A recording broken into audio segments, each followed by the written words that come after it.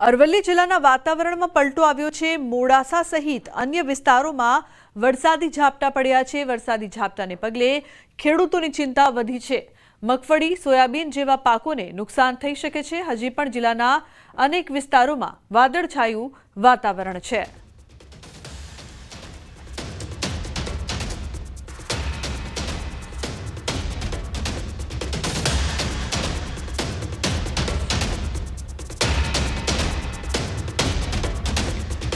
અંબાજી પંથકમાં ખાબક્યો છે ધોધમાર વરસાદ। અંબાજીના રસ્તાઓ થયા છે પાણી। બજારના રસ્તાઓ પર વહી નદીઓ। અંબાજી હાઈવે પર પણ ફરી વળ્યા છે વરસાદી પાણી। ઘૂંટણસમાં પાણી ભરાતા વાહન ચાલકો અટવાયા છે। બજારોની દુકાનોમાં પણ ફરી વળ્યા છે પાણી। અંબાજીમાં જે રીતે આજે બપોરે ધીમી ધારે વરસાદ શરૂ થયો હતો અને ચોક્કસપણે કહેવામાં આવ્યું કે મોડી સાંજે ભારે વરસાદ ખાબકી શકે છે। ચોક્કસપણે આજે મોડી સાંજે જે અંબાજી પંથકમાં છે કે ભારે વરસાદની ધમાકેદાર એન્ટ્રી થવા પામી હતી અને ખબર નથી પડતી ચોમાસું એક તરફ વિદાય લઈ રહ્યું છે ત્યારે આ કમોસમી માનવું, માવઠું માનવું કે ચોમાસાનો વરસાદ માનવો, પણ આજે જે સાંજે વરસાદ પડવા પામ્યો છે એ બજારમાં છે પાણીની નદીઓ જોવા મળી છે અને કેટલીક દુકાનોમાં પાણી ઘૂસી જતા દુકાનો પણ બંધ કરવાની ફરજ પડી હતી। અને હાઈવે માર્ગ જે છે અંબાજી હિંમતનગરનો હાઈવે માર્ગ છે સમગ્ર આપણે બતાવવા માંગીશ કે પાણીમાં ગરકાવ થયેલો જોવા મળી રહ્યો છે અને મોટી સંખ્યામાં વાહનો જે છે વાહનો અટવાયેલા જોવા મળી રહ્યા છે। અનેક વાહનો પાણીમાં। તો હવામાન વિભાગે દક્ષિણ ગુજરાતમાં વરસાદની આગાહી કરી છે ત્યારે ડાંગના સાપુતારા ખાતે ધીમી ધારે વરસાદ વરસ્યો છે। પ્રવાસીઓમાં ખુશીનો માહોલ જોવા મળ્યો છે। ખેડૂતો ચિંતિત બન્યા છે। ડાંગર, નાગલી અને વરાઈ જેવા તૈયાર પાકમાં નુકસાનની ભીતિ સેવાઈ રહી છે।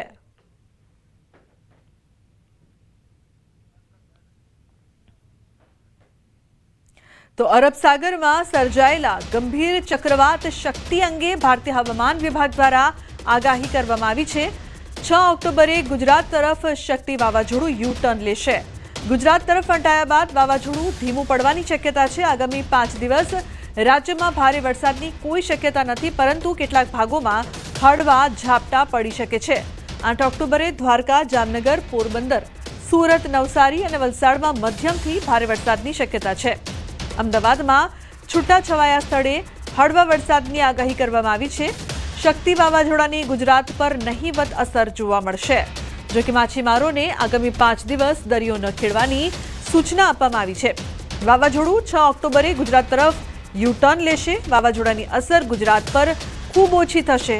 દરિયાકાંઠે 40થી 55 કિલોમીટરની ઝડપે પવન ફૂંકશે। શક્તિ વાવાઝોડાને ધ્યાનમાં રાખીને 3 નંબરનું ચેતવણી સિગ્નલ જાહેર કરવામાં આવ્યું છે, જે દર્શાવે છે કે બંદર પર હળવું સંકટ અથવા ખરાબ હવામાનની સંભાવના છે।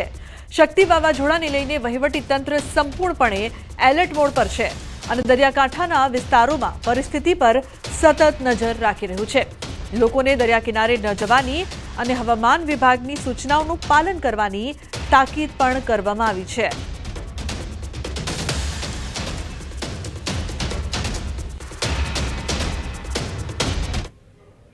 તો બીજી તરફ પોરબંદરમાં વાવાઝોડાને લઈને એલર્ટ આપવામાં આવ્યું છે। પોરબંદરના દરિયામાં કરંટ જોવા મળ્યો છે। માછીમારોને દરિયો ન ખેડવાની સૂચના આપવામાં આવી છે। બંદર પર 3 નંબરનું સિગ્નલ પણ લગાવવામાં આવ્યું છે। શક્તિ નામનું વાવાઝોડું જે અરબી સમુદ્રમાં હાલ જે કહી શકાય કે સક્રિય છે તે વાવાઝોડું જે ગતિએ આગળ અત્યારે હાલમાં તો કહી શકાય કે ઓમાન અને જે ગલ્ફ તરફ જે જતું જોવા મળે છે, પરંતુ ક્યાંક ને ક્યાંક આ જે વાવાઝોડું છે તે ફરી સૌરાષ્ટ્રના જે દરિયાકાંઠાના વિસ્તાર છે તે તરફ પણ તેની અસર ક્યાંક ને ક્યાંક જોવા મળે અને પવન અને વરસાદની પણ જે રીતે હવામાન વિભાગ દ્વારા આગાહી કરવામાં આવી છે તેને લઈને પોરબંદરની વાત કરીએ તો પોરબંદરની જે આપ જોઈ શકો છો કે દરિયો જે છે તે પોરબંદરના દરિયામાં જે કરંટ છે તે કરંટ જોવા મળી રહ્યો છે। જો કે વાવાઝોડાનો અને જે સાયક્લોનનો જે પવન અને જે કરંટ હોય તેવો નથી જોવા મળતો, પરંતુ ક્યાંક ને ક્યાંક થોડે ઘણે અંશે દરિયામાં પણ દરિયો રફ હોય તેમ લાગે છે। પરંતુ હાલ તો સતર્કતાના કારણે પોરબંદરના જે તમામ જે માછીમારો છે તેઓને દરિયામાં માછીમારી કરવા માટે ન જવા માટે તંત્ર દ્વારા સૂચના આપવામાં આવી છે। સાથે જ 3 નંબરનું જે સિગ્નલ છે તે પોરબંદરના બંદર પર લગાવવામાં આવ્યું છે છેલ્લા ઘણા દિવસોથી। એટલે હાલ તો જિલ્લા વહીવટી તંત્ર જે છે તે આ જે હવામાન વિભાગની આગાહી છે તેને લઈને જે તકેદારીના પગલાં છે તે લઈ રહ્યું છે અને ખાસ કરીને જે હવામાનનું જે બુલેટિન જે છે, હવામાન વિભાગની જે સમગ્ર જે જાણકારી જે છે, સૂચનાઓ છે, તેના તરફ જે સમગ્ર ધ્યાન છે તે કેન્દ્રિત કરી રહ્યું છે. રતીશ સિનુ, ન્યૂઝ 18 ગુજરાતી, પોરબંદર.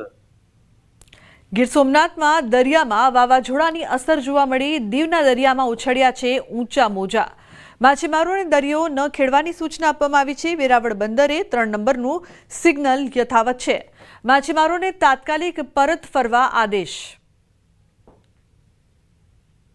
અરબી સમુદ્રની અંદર હાલ શક્તિ નામનું વાવાઝોડું છે તે સક્રિય થયું છે અને આ શક્તિ નામનું વાવાઝોડું હવે ધીરે ધીરે ગુજરાત તરફ આગળ વધી રહ્યું છે. ત્યારે હું મારી પાછળના આપને દ્રશ્ય બતાવીશ, કારણ કે આ જે દ્રશ્યો છે તે પ્રવાસન સ્થળ દીવના છે ને પ્રવાસ સ્થળ દીવને જે અરબી સમુદ્ર છે તે હાલ ગાંડો તુરબેલો છે. દરિયાની અંદર ભારે ઊંચા મોજાઓ છે તે ઉછળી રહ્યા છે. ખાસ કરીને દીવનો જે આ દરિયા કિનારા પરના મોજા છે, દીવના જે પહાડો હોય છે તેમની સાથે અથડાઈ રહ્યા છે. તો બીજી તરફ માછીમારોની જો વાત કરવામાં આવે તો ગીર સોમનાથ અને દીવના જે મોટા ભાગના માછીમારો છે કે જેઓ દરિયાની અંદર માછીમારી કરવા માટે ગયા હોય છે, તે તમામ માછીમારોને હાલ અલગ અલગ બંદરો ઉપર બોટો છે તે લાંગરવા માટેની સૂચના આપવામાં આવી છે. અને ખાસ કરીને 3 નંબરનું સિગ્નલ છે તે પણ ઘણા દિવસોથી યથાવત રાખવામાં આવ્યું છે. એટલે કે ખાસ કરીને 30 તારીખથી લઈ અને આગામી 5 તારીખ સુધી માછીમારો છે તેમને દરિયાની અંદર માછીમારી ન કરવા જવા માટે પણ સૂચના આપવામાં આવી છે. ત્યારે જોવું રહ્યું કે હવે જેમ જેમ ગુજરાત તરફ શક્તિ નામનું વાવાઝોડું આગળ વધી રહ્યું છે તેમ તેમ અરબી સમુદ્ર છે તે કઈ રીતે પોતાનું રૂપ ધારણ કરે છે. દિનેશ સોલંકી, ન્યૂઝ 18 ગુજરાતી, ગીર સોમનાથ. દ્વારકાના દરિયામાં હળવો કરંટ જોવા મળ્યો છે. હાલ શક્તિ વાવાઝોડાને લઈને દ્વારકાના દરિયામાં હળવો કરંટ જોવા મળી રહ્યો છે. તમામ માછીમારોને દરિયામાં ન જવાની સૂચના. જિલ્લામાં તમામ બંદરો પર 3 નંબરનું સિગ્નલ યથાવત છે. દ્વારકા જિલ્લાના તમામ માછીમારોએ પોતાની બોટો બંદર કિનારે લંગરી દીધી છે. અરબ સાગરમાં શક્તિ વાવાઝોડું સક્રિય થતા દ્વારકા જિલ્લા વહીવટી તંત્ર પણ સતર્ક થયું છે. વાવાઝોડાના કારણે સૌરાષ્ટ્રના સમુદ્રકાંઠા વિસ્તાર પર અસર થવાની સંભાવના વ્યક્ત કરવામાં આવી છે. તંત્ર દ્વારા ડિઝાસ્ટર વિભાગની ટીમ મારફતે સતત દેખરેખ રાખવામાં આવી રહી છે.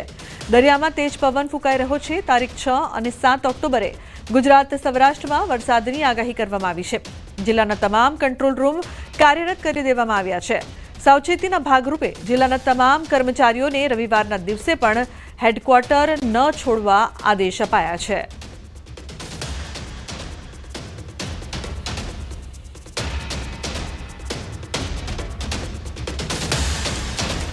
બિહારના છપરામાં મુશળધાર વરસાદને પગલે જિલ્લા મેજિસ્ટ્રેટે શાળાઓ અને આંગણવાડી કેન્દ્રો દિવસભર માટે બંધ રાખવાનો આદેશ આપ્યો હતો. 12 કલાકના વરસાદ પછી શહેરમાં પરિસ્થિતિ વધુ ખરાબ થઈ ગઈ હતી. રહેણાંક ડાક બંગલા રોડની હાલત વધુ ખરાબ થઈ ગઈ છે. ન્યૂઝ 18ના સંવાદદાતાએ પરિસ્થિતિનો તાગ મેળવ્યો.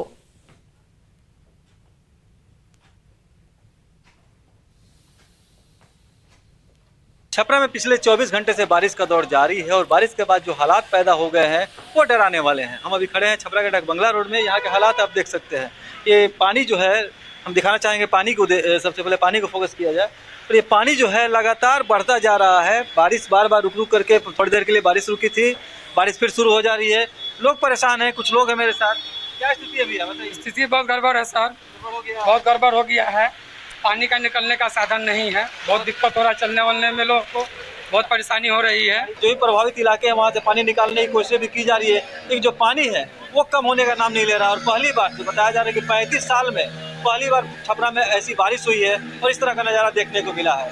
संतोष गुप्ता, न्यूज़ 18 छपरा. તો બિહારના કેમૂરમાં વરસાદથી પૂરની સ્થિતિ. સતત વરસાદના કારણે વિવિધ સ્થળોએ પાણી ભરાયા છે. જિલ્લા વહીવટી તંત્રએ લોકોને નદી અને વરસાદી નાળાઓથી દૂર રહેવા સલાહ આપી છે. નીચાણવાળા વિસ્તારોમાં વરસાદી પાણી વહેતા થયા છે.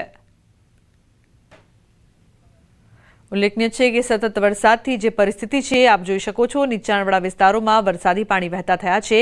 સાથે જ લોકોને મુશ્કેલીનો સામનો કરવો પડી રહ્યો છે.